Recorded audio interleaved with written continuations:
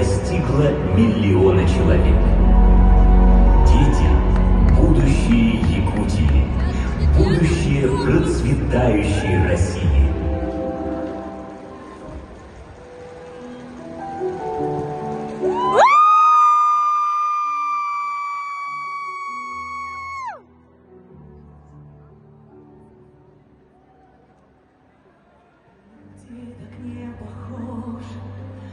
Разные пути, но ты пришел в этот мир не один.